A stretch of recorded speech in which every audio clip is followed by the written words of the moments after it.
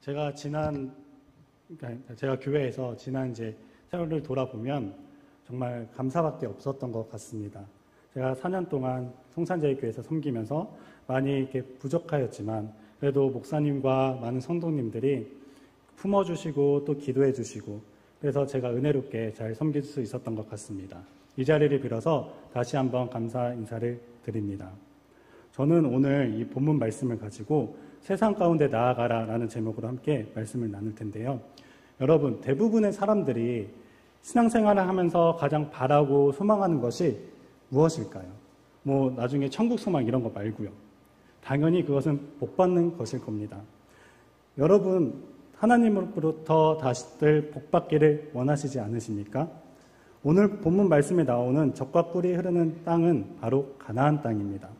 가나안 땅은 하나님께서 구약시대 이스라엘 백성에게 유업으로 주시겠다고 약속하셨던 땅이죠.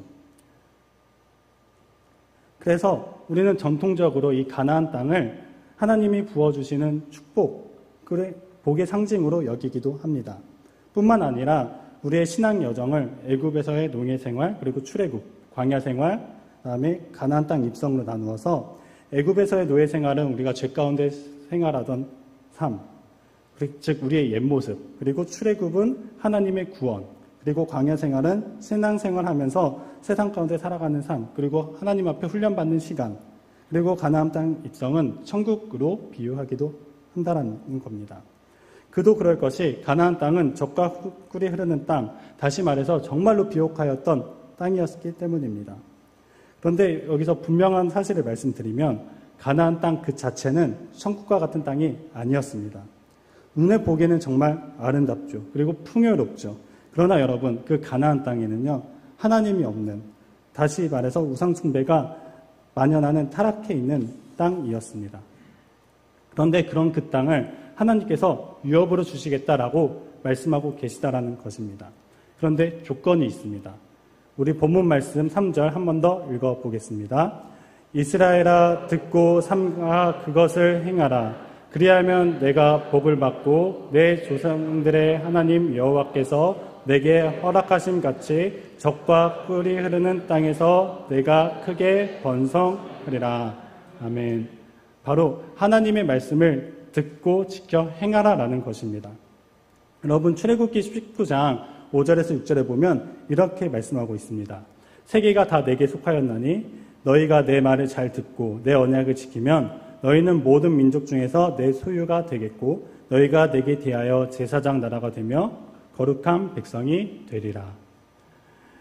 하나님은 우상 숭배가 가득하였던 땅인 그 애굽에서 노예 생활을 하던 이스라엘 백성을 광야로 이끄셨습니다. 그리고 각종 훈련을 시키셨습니다. 하나님을 바라보고 믿고 신뢰하는 훈련을 시키셨습니다. 또한 하나님 앞에 어떻게 나아가야 하는지, 하나님의 백성으로서 어떻게 생활해야 하는지 등 여러 가지 율법들을 주셨습니다. 그리고 어떻게 하십니까? 이스라엘 백성을 유업으로 약속하신 가나안 땅으로 보내시는 것입니다. 그런데 앞서 말씀드린 바와 같이 가나안 땅은 우상 숭배가 가득했던 땅이었습니다. 그 가운데는 바알과 아세라 신을 숭배하는 민족들이 살고 있었죠. 풍요로운 땅임은 분명하였지만 우상이 가득한 땅, 즉 영적 전쟁이 엄청 치열한 그 땅 가운데로 하나님은 다시금 이스라엘 백성들을 파송하고 계시는 것입니다. 여러분, 하나님께서는 우리를 교회로 부르셨습니다. 그런데 거기서 그치지 않으십니다. 다시금 우리를 세상 한복판 가운데로 보내시는 것이 바로 하나님이십니다. 그러면서 그 가운데에 하나님의 말씀을 따라 살아가며 거룩한 제사장 나라로서 살아가라고 우리에게 말씀하십니다. 여러분, 삶의 현장이 어떤 곳입니까? 우리가 살아가고 있는 세상이 어떤 곳입니까? 물질이 왕노릇하고 있는 곳입니다. 돈이 없으면 안 될 것이 거의 없죠. 또한 각종 유혹과 죄로 가득한 곳입니다. 그런데 여러분, 하나님께서는 우리를 그러한 삶의 현장으로 세상 가운데로 보내신다는 겁니다. 우리가 살아가는 세상은 비즈니스로 이루어진 세상입니다. 다시 말해서 그 비즈니스 세계 안으로 우리들을 보내신다는 거죠. 우리는 그 가운데에서 하나님의 백성으로서 삶을 살아내야 합니다. 삶을 통하여서 하나님의 영광을 드러내고 하나님의 사랑을 흘려보내야 하는 것입니다. 교회에서 내가 예배하는 것 따로, 우리의 각자의 삶 속에서 세상 가운데 살아가는 삶 따로 되어서는 안 된다는 것이죠. 그렇다면 우리가 어떻게 하면 세상 가운데 나아가 하나님의 백성으로서 승리하는 삶을 살아갈 수가 있을까요? 첫 번째는 나는 선교사다라는 정체성을 가져야 합니다. 여러분, 선교사가 무엇을 하는 사람입니까? 타 문화권의 복음을 전하는 사람을 선교사라고 합니다. 그렇다면 해외에 나가면 선교이고 대한민국에서 내가 내 삶 가운데에서 세상 가운데에서 사명을 감당하면서 나아가면 그것은 선교가 아닐까요? 여러분, 선교는 타 문화권에 가서 복음을 전하는 것입니다. 그렇다면 하나님의 나라 백성인 그리스도인이 교회 문화권 바뀐 세상 가운데에서 살아가는 것 역시 언어만 같다 뿐이지 넓게 보면 선교라고 볼 수가 있습니다. 내가 그냥 예수님 믿고 단순히 복을 받아 이 땅에서 잘 되는 것만 바라고 내가 나중에 죽어서 천국 갈 것만 기대하고 계십니까? 여러분, 하나님께서는 이스라엘 백성들을 출애굽시키신 후에 다시금 우상숭배가 가득하였던 땅, 그렇지만 풍요로웠던 그 땅 가운데로 보내셨습니다. 그리고 그 땅에서 하나님의 백성으로서 살아가라라는 사명을 주셨습니다. 이와 마찬가지로 예수님도 우리를 세상 가운데 보내십니다. 그러면서 이렇게 말씀하고 계시죠. 마태복음 28장 18절에서 20절입니다. 우리 함께 읽어보겠습니다. 예수께서 나와 말씀하여 이르시되 하늘과 땅의 모든 권세를 내게 주셨으니 그러므로 너희는 가서 모든 민족을 제자로 삼아 아버지와 아들과 성령의 이름으로 세례를 베풀고 내가 너희에게 분부한 모든 것을 가르쳐 지키게 하라. 볼지어다 내가 세상 끝날까지 너희와 항상 함께 있으리라 하시니라. 아멘. 가서 모든 민족으로 제자를 삼고 분부한 모든 것을 가르쳐 지키게 하라. 예수님께서 제자들을 세상 가운데 보내셨듯이 우리도 세상 가운데로 나아가야 합니다. 복음이 없는 그 세상 가운데에서 하나님의 나라 문화가 없는 교회 문화가 없는 그 세상 가운데에서 하나님의 백성으로서 삶을 살아내야 하는 것입니다. 그러기 위해서 무엇이 필요할까요? 단순히 내가 예수님을 믿는 크리스천이다라는 것을 넘어서서 나는 세상 문화 속으로 파송된 선교사다라는 정체성을 우리가 가져야 한다는 것입니다. 그 정체성을 가지고 하나님의 백성으로서 삶을 살아내며 하나님의 사랑을 흘려보내는 삶을 사명으로 살아내야 하는 것입니다. 두 번째로 문화를 이해하고 공감하며 들어가야 합니다. 해외에 파송되어서 선교하시는 선교사님들이 가장 먼저 하시는 일이 무엇일까요? 바로 그 가운데 있는 언어를 배우고 선교지의 문화를 이해하고 공감하면서 그들과 소통하기 시작하는 것입니다. 그리고 그들의 문화와 그들의 언어로 복음을 흘려보내고 제자를 세우는 일들을 합니다. 우리가 세상 가운데 나아갈 때, 우리가 세상 속에서 살아갈 때도 동일하게 접근해야 한다는 것이죠. 세상 문화를 이해하고 세상 문화 속에 살아가는 사람들과 소통하며 그들의 언어로 복음을 전해야 하는 것입니다. 물론 그렇다고 해서 그들이 뭔가 죄 짓는 것과 우리가 함께 죄를 짓고 동화가 되어야 된다라는 것은 아닙니다. 그렇지만 적어도 그들이 왜 이렇게 행동을 하고 있고 그들이 어떤 말을 하고 어떻게 생활하는지 우리가 이해하며 다가가야 할 필요가 있다는 것입니다. 이는 우리가 교회에서 다음 세대를 향하여서 나아갈 때도 동일합니다. 그들의 문화를 이해하고 소통하며 그들을 품고 나아갈 때 다음 세대 역시 살아나는 것입니다. 물론 당장에는 열매가 없죠. 선교지에서도 선교사님들이 개척하여서 제자를 세우고 하는 것이 단기간 내에 1, 2년 내에 이루어집니까? 그렇다고 한다면 그것은 정말 어마어마한 하나님의 기적이죠. 대부분은 몇 년 동안 그들과 소통하며 삶으로 살아내며 선교지에서 예배자로 사는 가운데에 하나님의 복음이 흘러가게 되고 하나님의 사랑이 흘러가게 되고 자연스럽게 전도가 되고 양육을 받아 제자가 세워지는 것입니다. 다음 세대 이야기가 나와서 드리는 말씀이지만 다음 세대를 향해서 나아가는 것 역시 선교입니다. 우리가 다음 세대를 향하여 나아갈 때에 그들의 문화와 언어를 알고 소통해야 합니다. 어디 그뿐입니까? 물질이며 시간이며 마치 밑빠진 독에 물 붓는 것 같아 보인다고 할지라도 계속해서 투자하며 나아가야 합니다. 물론 그렇게 해도 당장에 열매 없습니다. 아이들은 교회 예배드리러 하나님 만나러 오는 것보다 단순히 그냥 친구가 좋아서 교회 선생님이 좋아서 오기 시작합니다. 그런데 우리가 그런 아이들을 끝까지 품고 투자하지 못한 채로 당장 열매만 기대해서는 되겠습니까? 그렇게 한다고 한다면 다음 세대에 부흥될 수 없습니다. 여러분, 아이들은 교회 목사님과 선생님과 장로님들과의 그 관계 속에서 하나님을 보고 하나님의 사랑을 느낍니다. 그건 아이들뿐만이 아니라 믿지 않는 사람들 모두 동일합니다. 교회를 다니는 성도님들을 보고 성도님들과의 그 관계 가운데에서 하나님을 보고 하나님의 사랑을 발견합니다. 우리들이 불신자들에게 접근할 때, 또한 다음 세대 아이들에게 접근할 때 그들을 이해하고 공감하며 그들의 문화 속으로 들어가서 그들의 언어로 선한 영향력들을 흘려보내야 하는 것입니다. 그런데 우리는 대부분 어떻게 합니까? 우리들의 가지고 있는 그 방식 그대로 우리들의 문화를 그들에게 주입시키려고 합니다. 세상에 대한 이해가 없고 불신자들에 대한 이해가 없습니다. 다음 세대에 대한 이해가 전혀 없습니다. 그러니까 그들에게 공감하지 못합니다. 그래서 그들 가운데 들어가지도 않습니다. 천안에 모퉁이돌 교회를 담임하시는 허용석이라는 목사님이 있습니다. 이 교회는 거의 주류가 다음 세대들만으로 이루어진 교회입니다. 이 목사님이 부교역자 시절 다음 세대를 향한 열정으로 물질도 투자하고 그들에게 맞는 방법으로 다가가고 전도하고 교회에 데려오려고 하였지만 오히려 들려오는 소리는 이런 거였다고 합니다. 교회에 예배드리러 오지 놀러 오냐? 꼭 돈이 있어야지 아이들이 전도가 되냐? 꼭 물질이 있어야지 아이들이 오겠냐? 돈을 그렇게 많이 써도 되겠냐? 라는 것이었습니다. 그러면서 당장에 아이들이 오지 않는데 우리가 왜 이렇게 할 필요가 있냐? 라는 것이었다고 합니다. 그래서 이 목사님은요, 결국엔 개척을 하셨습니다. 아이들이 간식도 마음껏 먹고 놀 수 있는 공간을 마련해 놓고 자신이 과거에 가르쳤던 그 태권도 학생들을 불러다가 와서 놀게 하였습니다. 물론 물질 들어가죠. 시간 들어가죠. 그러나 그렇게 아이들 문화 속으로 들어가서 함께하며 시간을 보내는 가운데 관계를 형성하였습니다.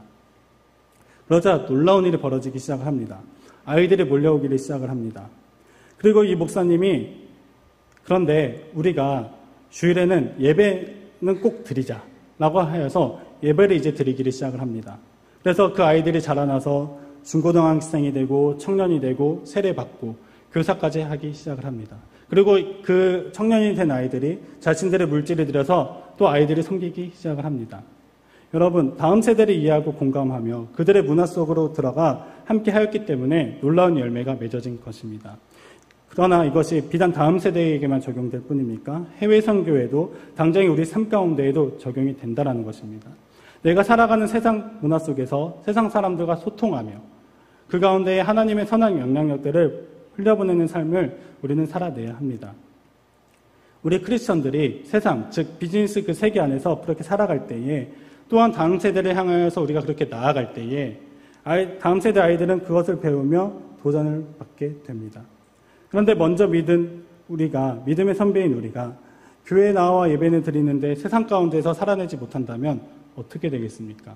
우리는 깨어서 기도해야 합니다. 빌립보서 2장 6절에서 8절에 보면 이렇게 말씀하고 있죠. 그는 근본 하나님의 본체시나 하나님과 동등됨을 취할 것으로 여기지 아니하시고 오히려 자기를 비워 종의 형체를 가지사 사람들과 같이 되셨고 사람의 모양으로 나타나사 자기를 낮추시고 죽기까지 복종하셨으니 곧 십자가에 죽으심이라. 하나님의 아들이신 예수님이 하늘의 영광을 버리고 이 땅 가운데 사람의 모양으로 나타나셔서 섬기셨습니다. 예수님을 믿음으로 우리는 하나님의 자녀가 되었습니다. 하나님의 백성된 우리가 다시 해야 할 것은 하나님의 백성으로서 우리가 지위만 누리는 것이 아니라 예수님처럼 세상 가운데 자신을 낮추고 들어가서 하나님의 말씀 앞에 복종하는 삶으로 살아내야 하는 것입니다. 세 번째로 영적 전쟁에서 우리는 승리해야 합니다. 베드로전서 5장 8절 우리 함께 읽어보겠습니다. 근신하나 깨어라. 너희 대적 마귀가 우는 사자같이 두루 다니며 삼킬 자를 찾나니. 여러분, 우리가 살아가는 세상은, 삶의 현장은 정말 치열한 영적 전쟁터입니다. 이스라엘 백성이 출애굽하여 가나안 땅에 들어갔을 때에도 마찬가지였습니다. 풍요로운 땅이었지만 그 땅 가운데 살아가고 있는 가나안 땅 주민들은 바알과 아세라 신을 섬겼습니다.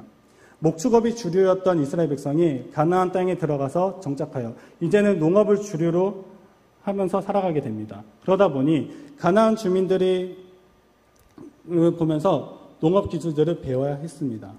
그런데 농업 기술만 배운 것이 아니라 그들의 풍습 가운데 우상 숭배하는 것까지 고스란히 물려받아서 우상을 섬기기 시작했습니다. 우리도 살아가면서 하나님을 믿는다고 하지만 당장의 눈앞의 이익 때문에 하나님을 저버리고 우상을 숭배하는 경우를 우리는 종종 보게 됩니다. 예를 들어 정치인들 같은 경우에 교회를 다니고 예수님을 주라고 고백을 하지만 대통령 선거를 앞두고 불교인들의 표를 하나라도 더 얻기 위해서 절에 가가지고 수계식을 받는다거나 그런 것들 말입니다. 우리가 물질보다 주님이 우선이라고 고백하지만 실제 삶 가운데에서는 물질이 더 크게 보이고 그것을 더 우선시해야 할 것 같은 유혹들이 우리 가운데 엄청나게 쏟아져 옵니다. 그리고 어떤 이들은 하나님보다 물질을 더 우선시하여 하나님 앞에 나아가는 시간조차 소홀해집니다. 그러나 예수님은 분명하게 말씀하고 계시죠. 누가복음 16장 13절에 지파인이 두 주인을 섬길 수 없나니 혹 이를 미워하고 저를 사랑하거나 혹 이를 중히 여기고 저를 경히 여길 것임이라. 너희는 하나님과 재물을 겸하여 섬길 수 없느니라. 사단은 어떻게든 우리들의 관심과 초점이 하나님이 아닌 세상 가운데 가도록 모든 방법들을 동원할 것입니다. 실제로 삶 가운데, 세상 가운데 살아가는 크리스천들, 비즈니스 세계 안에서 우리가 살아가면서 사명을 감당하는 그리스도인들이 많지만 넘어지는 그리스도인들도 많습니다. 우는 사자처럼 사단은 우리를 삼키려고 모든 힘을 다할 것입니다. 우리에게 물질을 더 크게 생각하도록, 예를 들면 사업을 하는 성도님이라고 한다면 주일에 하나님 앞에 나와 예배를 드려야 함에도 불구하고 매출에 대한 유혹으로 예배를 안 드리거나 하는 등 그런 것으로 말입니다. 여러분, 우리는 이러한 유혹으로부터, 우리를 넘어뜨리려 하는 이런 사단의 공격으로부터 마음을 지켜야 합니다. 이것들을 대적하며 계속해서 하나님의 말씀을 붙들고 사명을 붙들므로 그래서 영적 전쟁으로부터 승리하며 나아가야 하는 것입니다. 여러분, 하나님은 우리를 교회로 부르셨습니다. 그러나 우리를 동시에 다시금 세상 가운데로 보내십니다. 구원받은 하나님의 백성으로서 우리는 세상 속에서 크리스천으로서 살아내며 제사장 나라로서 삶을 살아내야 합니다. 신앙은요, 교회 안에서만 머물러서는 안 됩니다. 예수님께서는 이렇게 말씀하셨죠. 그러므로 너희는 가서 모든 민족으로 제자를 삼아 아버지와 아들과 성령의 이름으로 세례를 베풀고 내가 너희에게 분부한 모든 것을 가르쳐 지키게 하라. 볼지어다 내가 세상 끝날까지 너희와 항상 함께 있으리라 하시니라. 여러분, 이를 위해서 우리는 세상 가운데 파송된 선교사다라는 정체성을 가지고 살아가야 합니다. 단순히 예수님을 믿고 복받는 것에서만 그치고 거기에 안주하지 마시기를 바랍니다. 내가 세상 가운데 선교사로서 사명감을 가지고 나아가시기를 바랍니다. 또한 세상 문화를 이해하고 공감하며 들어가야 합니다. 이것은 그들이 죄를 짓는 것을 용납하라고 그들과 똑같이 행하라는 것이 아닙니다. 정죄하기보다는 일단 먼저 이해와 공감으로 다가가고 하나님의 사랑으로 다가가고 품는 가운데 그들의 언어와 그들에게 맞는 방법으로, 그들의 방법으로 우리가 접근해야 한다는 것입니다. 영적 전쟁에서 승리해야 합니다. 우리가 세상 가운데 하나님의 백성으로서 살아갈 때에 각종 유혹들이 있습니다. 사탄은 어떻게든 우리를 넘어뜨리려고 합니다. 그러나 우리는 그러한 세상의 유혹과 사단의 공격을 예수님의 이름으로 대적하며 하나님의 말씀으로 살아내야 합니다. 우리가 그렇게 나아갈 때에 나를 통하여서 복음이 전파되고 하나님의 사랑이 흘러가고 선한 영향력이 흘러갈 것입니다. 이것은 우리가 다음 세대의 아이들이 향하여서 나아갈 때도 마찬가지입니다. 우리가 그렇게 나아갈 때에 다음 세대 아이들은 우리들의 모습을 보고 배울 것입니다. 그러므로 여러분, 교회 안에서만의 신앙에 머무르지 마시기를 바랍니다. 세상 가운데에서, 세상 속에서, 우리들의 삶 가운데에서 하나님의 제사장으로서, 하나님의 제사장 나라로서, 하나님의 백성으로서 살아내시는 우리 성산자의 교회 성도님들 다들 되실 수 있기를 예수님의 이름으로 축복합니다. 우리 본문 말씀 마지막으로 한 번 더 읽어보고 마치겠습니다. 이는 곧 너희의 하나님 여호와께서 너희에게 가르치라고 명령하신 명령과 규례와 법도라. 너희가 건너가서 차지할 땅에서 행할 것이니 곧 너와 내 아들과 내 손자들이 평생에 내 하나님 여호와를 경외하며 내가 너희에게 명한 그 모든 규례와 명령을 지키게 하기 위한 것이며 또 내 나를 장구하게 하기 위한 것이라. 이스라엘아 듣고 삼가 그것을 행하라. 그리하면 내가 복을 받고 내 조상들의 하나님 여호와께서 내게 허락하심 같이 젖과 꿀이 흐르는 땅에서 내가 크게 번성하리라. 아멘.